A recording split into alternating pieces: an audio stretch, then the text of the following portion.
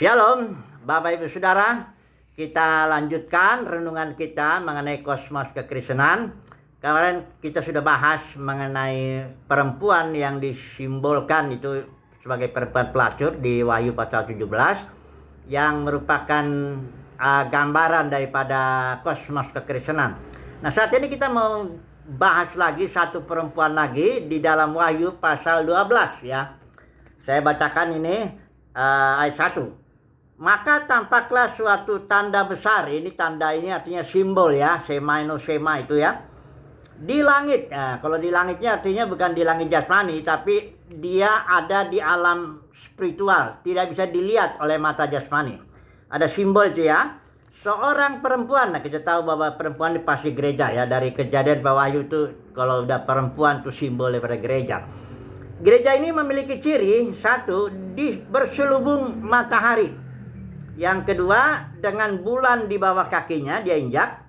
Yang ketiga, sebuah mahkota dari 12 bintang di atas kepalanya. Ini jelas ya, bukan perempuan jasmani, karena tidak mungkin perempuan itu lekat dengan matahari, diselubungi matahari, tapi dia nggak angus ya. Nah, apa itu matahari? Kalau dalam kitab Maliaki pasal 4 ayat 2 itu dilihat matahari sejati, surya kebenaran itu adalah Kristus ya. Maka perempuan ini adalah gereja yang dipenuhi sepenuhnya oleh Kristus. Dia hidup di dalam Kristus, mengikuti Kristus kemana saja Tuhan pimpin ya.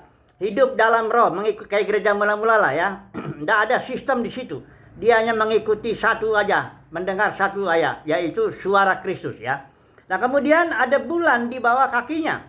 Bulan ini kita tahu pantulan sinar pantulan ya. Bulan itu nggak punya pantulan sendiri, dia pantulan dari sinar matahari dia memantulkan. Jadi bulan ini seperti bayangan, ritual, kredo-kredo atau nubuat perjanjian lama itu semua ya.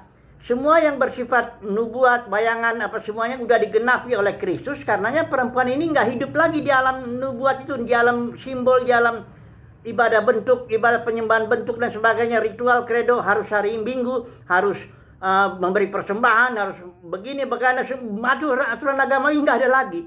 Perempuan itu sudah menaklukkan, sudah menginjak itu bulan itu di bawah kakinya ya. Dia sudah hidup di alam realita, di alam kebenaran ya, di alam roh ya. Jadi ini perempuan ini gereja yang ada di bumi dia. Walaupun dia di langit, dalam arti tidak bisa dilihat oleh mata jasmani, tapi dia ada di bumi, dilihat oleh Rasul Yohanes itu ya. Nah, kemudian ada 12 bintang di atas kepalanya. Angka 12 itu angka pemerintahan.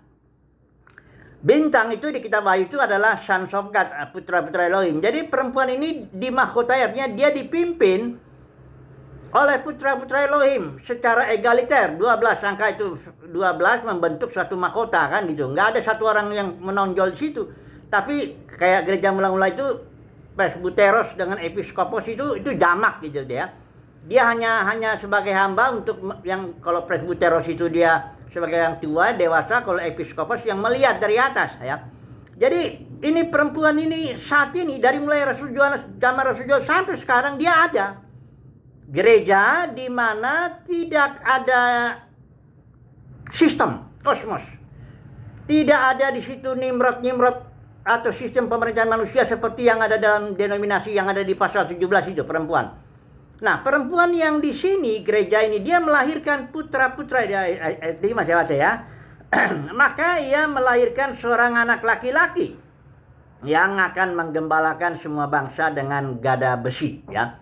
Nah, perempuan yang ini, gereja seperti ini, melahirkan putra Elohim. Nah, ini saudara perhatikan ya. Ini perempuan yang di sini tuh simbol. Tapi ada perempuan sejarah yang mirip dengan ini, yaitu Maria. Maria itu sebagai perawan yang melahirkan Yesus ya, akan memerintah ya. Nah, ini kalau ini bukan Maria. Wahyu pasal 12 itu bukan Maria. Kenapa? Karena dia simbol. Kalau Maria itu perempuan sejarah yang mirip dengan yang kejadian di sini, tapi dia sejarah itu. Tapi yang ini simbol. Nah, kalau perempuan ini simbol, ini gereja, artinya yang gereja perawan. Ya, bukan gereja pelacur yang di pasal 17 itu pelacur itu. Menerima benih firman Tuhan, menerima benih tradisi, menerima otoritas manusia, otoritas Roh Kudus, campur semua itu. Kalau ini perawan, dia melahirkan sons of God, putra-putra Elohim. Nah, saudaraku, ini kejadian ini di mana gereja perawan ini akan melahirkan putra-putra Elohim, itu dibahas oleh Paulus dalam Roma pasal 8. Sering saya baca ayat ini. Saya baca sekali lagi lah. Apa tujuannya dia? Dia dikatakan di sini akan menggembalakan segala bangsa, akan memerintah lah. Mari kita lihat dulu di sini ya. Roma pasal 8, saya bacakan versi LT ya. Sebab kerinduan yang dalam dari makhluk ciptaan menanti dengan sangat penyingkapan anak-anak Elohim. Ini dia anak-anak Elohim yang tadi dilahirkan oleh gereja perawan itu ya. Ketika dilahirkan oleh gereja perawan yang melahirkan putra-putra Elohim. Karena makhluk ciptaan telah ditundukkan kepada kesia-siaan bukan karena kehendaknya sendiri, tetapi karena Dia yang telah menundukkannya atas dasar pengharapan. Bahwa makhluk ciptaan itu sendiri juga akan dimerdekakan dari perbudakan kebinasaan kepada kemerdekaan kemuliaan anak-anak Elohim. Jadi artinya anak-anak Elohim ini akan membebaskan ciptaan dari perbudakan kebinasaan masuk ke dalam kemerdekaan kemuliaan mereka itu. Anak-anak Elohim. Jadi ini peristiwa di mana glorification by faith. Sudah tahu surat Roma, justification by faith ya. Pasal awal tuh sampai pasal 5 ayat 11. Pasal 5 ayat 12 sampai pasal 7 itu sanctification, pengudusan by faith. Nah ini pasal 8 inilah yang jarang dibicarakan. Glorification by faith. Di mana para gereja perawan ya. Ingat ya, gereja perawan bukan gereja pelacur. Gereja perawan akan melahirkan putra-putra Elohim. Dipermuliakanlah kita bersama-sama dengan Kristus. Kita mengalami pembebasan tubuh ya, ganti tubuh kemuliaan kita untuk melayani bangsa-bangsa, memerintah seluruhnya ciptaan, bahkan sampai bergeraklah bumi ini menuju bumi yang baru dan langit yang baru. Ini luar biasa ini Bapak Saudara. Inilah kerinduan segala makhluk. Inilah kerinduan kita juga ya. Tapi ingat, perempuan yang melahirkan putra-putra Elohim ini bukan gereja pelacur, bukan kosmos kekristenan, bukan. Itu denominasi itu, bukan gereja itu ya. Walaupun dia ngaku-ngaku, si pelacur ini ngaku-ngaku saya ini mempelai Kristus, tapi nanti penghakiman kita akan lihat kan itu kan. Semoga saudara dan saya mendapat kasih karunia lah ya, untuk kita berada atau ambil bagian dalam gereja perawan murni kita. Nggak ada cinta uang, cinta jabatan, hormat manusia ya.